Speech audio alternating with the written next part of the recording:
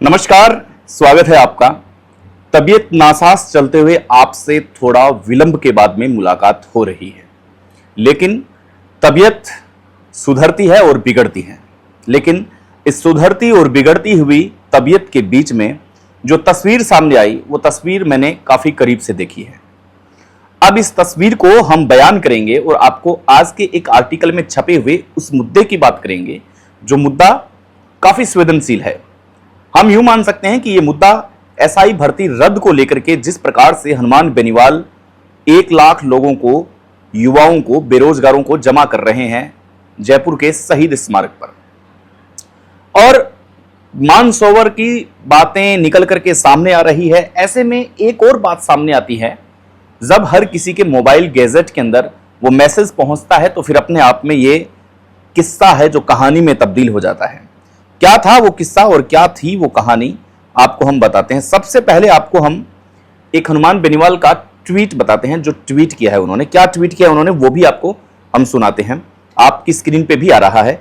Rajasthan police उप निरीक्षक भर्ती 2021 को लेकर राजस्थान सरकार द्वारा गठित कैबिनेट सब कमेटी के अध्यक्ष व राजस्थान सरकार के विधि मंत्री जोगाराम पटेल पहले अपने पद के प्रभाव से खुद के बेटे को उच्च न्यायालय में महाधिवक्ता बनाते हैं।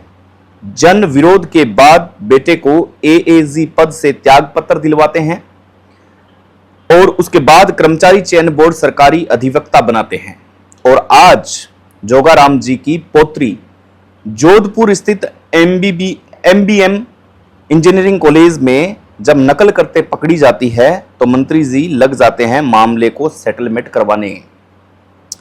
मेरी मुख्यमंत्री जी से मांग है कि ऐसे मंत्री को एसआई भर्ती से संबंधित गठित कैबिनेट सब कमेटी अध्यक्ष पद के तत्काल हटाया जाए, क्योंकि जो मंत्री अपने पद के प्रभाव से नियम विरुद्ध कार्य करवाने में माहिर है तथा जिनके आचरण में भ्रष्टाचार झलकता है, उनसे राजस्थान के युवाओं को न्याय की उम्मीद नहीं है।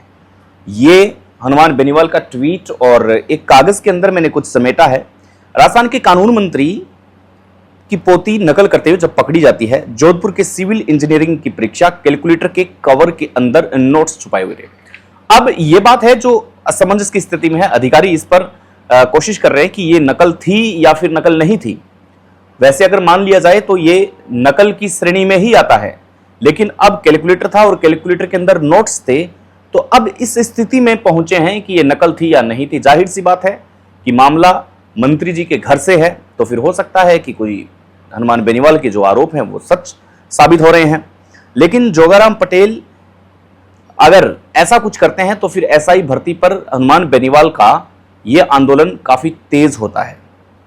हनुमान बेनीवाल जिस प्रकार से आरोप लगा रहे हैं, जिस प्रकार से हनुमान बेनीवाल लगातार सरकार के खिलाफ खड़े हुए हैं, ऐसे में उनके पास एक क्लू है कि आपके कानून मंत्री, राजस्थान के कानून मंत्री जोगाराम पटेल की पोत्री पर पहले भी काफी आरोप लगते हैं। जब नकल करते पकड़े जाते हैं तो फिर उसे यह घोषित करने में समय क्यों लगता है कि यह नकल थी या फिर नहीं थी। अगर मान लीजिए कि कल को यह सामने बात आती है कि भाई जोगाराम जी की जो पोत्री है उन्होंने नकल नहीं की है, उनकी पोती ने नकल नहीं की है, यह नकल नहीं थी, लेकिन आम पब्लिक के पास जो मैसेज गया है वो मैसेज यही गया है कि कैलकुलेटर के कवर के अंदर नोट्स थे बाकायदा, और कैलकुलेटर ले जाना भी एक नकल की श्रेणी में ही आता है, क्योंकि वो एक डिजिटल है। अब इसको अलग अलग नजरिए से हम कितना देखेंगे, किस भांति देखेंगे, ये विचार करना अति महत्वपूर्ण है। मुनीराम बांगूर मेमोरियल यानी कि एमबीएम यूनिवर्सिटी में सेमेस्टर के इस वक्त एग्जाम चल रहे हैं। सेमेस्टर के एग्जाम के अंदर गुरुवार को इन्वायरमेंट इंजीनियरिंग की परीक्षा थी। उसी इन्वायरमेंट के एग्जाम को देने के लिए जोगाराम मंत्री जी की पोती है वो गई थी। जाहिर सी बात है कि सबसे पहले या तो पता नहीं होगा, जो इन्वेस्टिगेशन टीम थी उसके अंदर 2 टीचर थे, उनको पता नहीं होगा कि जिस बच्ची को हम पकड़ रहे हैं आखिर उस बच्ची का रिश्ता क्या है। वो मंत्री की पोती है, तो शायद हो सकता था कि ये बात बाहर नहीं आती, लेकिन वो बाद में पता चला। अब हनुमान बेनीवाल को एक महत्वपूर्ण क्लू बन गया है कि राजस्थान सरकार के मंत्री के परिवार के अंदर अगर ऐसी कोई बात होती है तो फिर जाहिर सी बात है कि नकल की गुंजाइश तो घर के अंदर ही हो रही है। फिर बाहर की बात हम क्या करें, बाहर की बात हम कर ही नहीं सकते। ऐसे में 26 तारीख को कोर्ट का फैसला आना है, 25 तारीख को 1 लाख युवा एकत्रित हो रहे हैं। क्या हनुमान बेनीवाल भला ऐसे क्लू है जो मजबूत बना रहे हैं? या हनुमान बेनीवाल लगातार इस मांग पर चल रहे हैं? ज्योति मिर्धा ने कहा कि हनुमान बेनीवाल एक चुनाव हारे तो वो अपनी मानसिक स्थिति खो बैठे हैं, उन्हें बोलने का अंदाजा नहीं है कि वो बोल क्या रहे हैं, उन्हें इस बात का भी अंदाजा नहीं है कि वो जो धरना लगा रहे हैं क्या वो सही है या फिर नहीं है। ऐसे में तमाम बातें निकल के सामने आती है, तमाम बातों के तमाम रवैये जब सामने आते हैं तो राजनीतिक भूचाल में जाहिर सी बात है आंधी और तूफान दोनों आते हैं। अब यहां पे किरोड़ी जी को श्रेय जाता है, नहीं जाता? भर्ती रद्द करवाने में भजनलाल सरकार को श्रेय जाता है, नहीं जाता? हनुमान बेनीवाल को श्रेय जाता है, नहीं जाता? ये तिगड़मबाजी से जब निकले ही थे, अब बीच में चैप्टर जोगाराम जो है वो बन चुके हैं। अब जोगाराम के आते ही, एंट्री करते ही अब शायद भजन सरकार है जो सख्त निर्णय ले ले।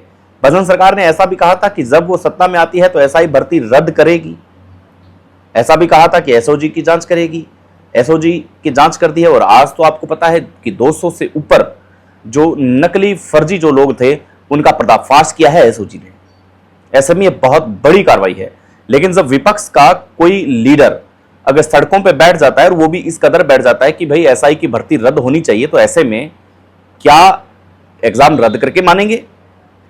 ये तरह तरह की बातें हैं जो कयास लगाने के लिए हम समझ सकते हैं कि कयास लगाए जा सकते हैं। लेकिन कुछ ही दिनों की बात है, कुछ ही दिन बाद में यह मामला सामने आ जाएगा साफ तौर पर कि क्या होने जा रहा है। दरअसल हनुमान बेनीवाल जिस ओहदे की बात करते हैं वो ओहदा लगातार जाहिर है। आज आपको विवेचना शो में एक और खुलासा करेंगे जो आपको अंदर तक हिला देगा। और अब हनुमान बेनीवाल की क्या मुश्किलें बढ़ने वाली है, क्या हनुमान बेनीवाल अब उतना फ्रंट फुट पर आकर के खेल रहे हैं या नहीं खेल रहे, ये भी देखने वाली बात होगी। लेकिन विपक्ष आज कहीं ना कहीं गोविंद डोटासरा है, जो गोविंद डोटासरा ये कहते हुए सुनते हैं कि भाई एसआई भर्ती के अंदर एसओजी ने गिरफ्तारियां की है, अब पेपर रद्द क्यों नहीं हो रहा है? क्योंकि पर्ची सरकार है, इनके पास निर्णय लेने की क्षमता नहीं है। पर्ची से मुख्यमंत्री बने भजनलाल शर्मा में निर्णय लेने की क्षमता नहीं है। लेकिन कहीं ना कहीं डोटासरा ने यह तो माना कि आपकी सरकार के अंदर एसआई भर्ती के अंदर कुछ धांधली हुई थी, जो अब बीजेपी सरकार के अंदर एसओजी है जो उसको चुन चुन के पकड़ रही है और उनको निलंबित कर रही है। अब आप ये सोचिए कि पूर्व मंत्री कितना कुछ बोल जाते हैं, ये कभी अपने बयान पर ध्यान ही नहीं देते। ऐसे में आम जनता है वो अटक करके रह जाती है। अभी डोटासरा के बयान को काफी हवाई दे रहे थे, लेकिन वो उस बयान के डीपली में जाने की कोशिश नहीं कर रहे थे। अरे भाई, जब डोटासरा ने ये कह दिया कि भाई एसओजी ने कार्रवाई कर दी है तो भर्ती रद्द क्यों नहीं कर रहे हैं, पर्ची सरकार है, तो भाई डोटासरा ने जब ये बात बोली तब आप खुद समझिए कि डोटासरा क्या कहना चाहते हैं कि उनकी सरकार में अनियमितता पाई गई है, अनियमितताओं का खेल हुआ है। चलिए अपने स्वास्थ्य का ध्यान रखें और अपने आप का ध्यान रखें। और 25 तारीख को 1 लाख युवा हनुमान बेनीवाल की ओर से क्या कड़ा संदेश हनुमान बेनीवाल का। बने रहिएगा हमारे साथ। नमस्कार।